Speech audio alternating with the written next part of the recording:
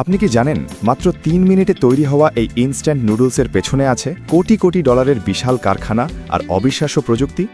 আছে এমন ইতিহাস যা আপনাকে চমকে দেবে। প্রতিদিন বিশ্বের লাখো মানুষ যে নুডলস খায়, সেটি কিভাবে গম থেকে তৈরি হয়ে আপনার কাপ পর্যন্ত পৌঁছে যায়, আজ আমরা সেই পুরো গোপন প্রক্রিয়া দেখব।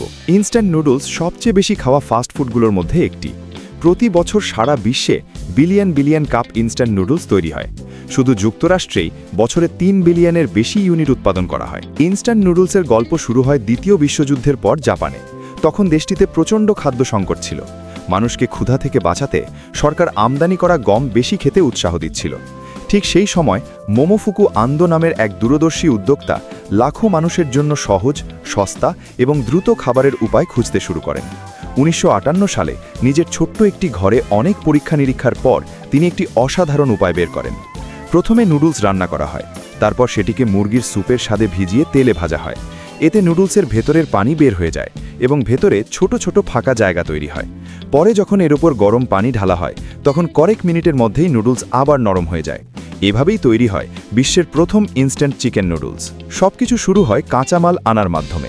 বড় বড় ট্রাকে করে গমের আটা, লবণ, বিভিন্ন উপাদান এবং ভেজিটেবল অয়েল কারখানায় আনা হয়। এগুলোই নুডলস তৈরির প্রধান উপাদান। এরপর বিশাল ধাতব সাইলোতে এগুলো জমা রাখা হয়, যাতে সব উপাদান পরিষ্কার ও ভালো মানের থাকে। তারপর স্বয়ংক্রিয় মেশিনের সাহায্যে কাঁচামাল উৎপাদন লাইনে পাঠানো হয়। যখন সব উপাদান পরীক্ষা করে ঠিক বলে নিশ্চিত করা হয়, তখন শুরু হয় ডো বা খামির তৈরি করার কাজ।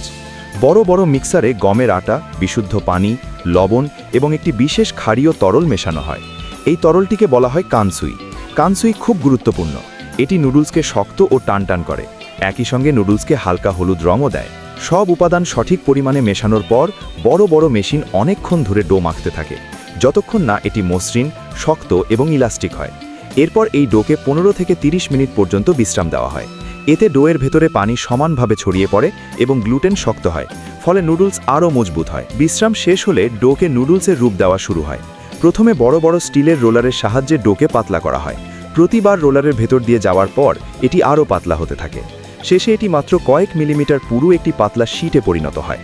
এরপর একটি কাটিং মেশিন সেই পাতলা শীটকে অনেক লম্বা সরু ফিতের মতো কেটে ফেলে। মেশিনের ব্লেডগুলো একটু ভেউ খেলানো হয়, তাই নুডলসগুলো বাঁকা ও কুঁকড়ানো আকার পায়। এখন ডো পুরোপুরি নুডলসে পরিণত হয়েছে। এরপর সেগুলোকে গরম ভাপে রান্না করা হয়। কয়েক মিনিটের জন্য ভাপ দেওয়া হয়, যাতে নুডলসের ভেতরের স্টার্চ নরম হয়ে যায় এবং নুডলস অর্ধেক সেদ্ধ হয়। এতে নুডলস পরে সহজে ভেঙে যায় না এবং গরম পানি দিলে দ্রুত নরম হয়ে যায়। এরপর নুডলসগুলো নির্দিষ্ট পরিমাণে ভাগ করা হয়।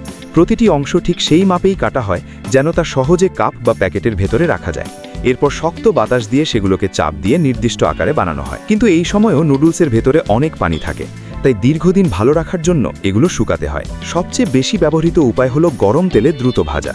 একটি কনভেয়ার বেল্টের ওপর দিয়ে নুডলসকে কয়েক সেকেন্ডের জন্য প্রায় ৩২০ ডিগ্রি ফ্যারেনহাইট তাপমাত্রা তেলে ডুবিয়ে রাখা হয়। এই অল্প সময়ে নুডলসের ভেতরের পানি দ্রুত উড়ে যায় এবং ছোট ছোট ফাঁকা জায়গা তৈরি হয়।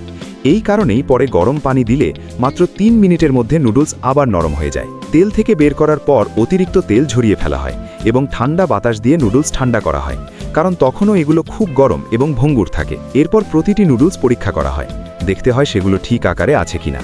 প্যাকেটের জন্য আয়তাকার ব্লক আর কাপের জন্য গোল আকার রাখা হয়। ওজন মাপার মেশিন এবং ক্যামেরা দিয়ে প্রতিটি ইউনিট পরীক্ষা করা হয়। যদি কোনো নুডলস ভেঙে যায় বা আকার ঠিক না থাকে, তাহলে সেটি আলাদা করে ফেলে দেওয়া হয়। এখন নুডলসের সাথে যোগ করা হবে সবচেয়ে গুরুত্বপূর্ণ জিনিস, মশলার প্যাকেট। কারখানার আরেকটি অংশে আলাদা করে এই মশলা তৈরি করা হয়।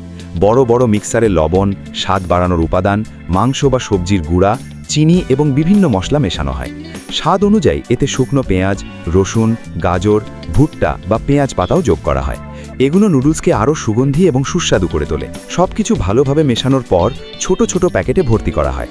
প্রতিটি প্যাকেটে নির্দিষ্ট পরিমাণ মশলা দেওয়া হয় এবং শক্তভাবে সিল করা হয়, যাতে ভেতরে বাতাস বা পানি ঢুকতে না পারে। অবশেষে নুডলস এবং মশলার প্যাকেট একসাথে প্যাকিং লাইনে আসে।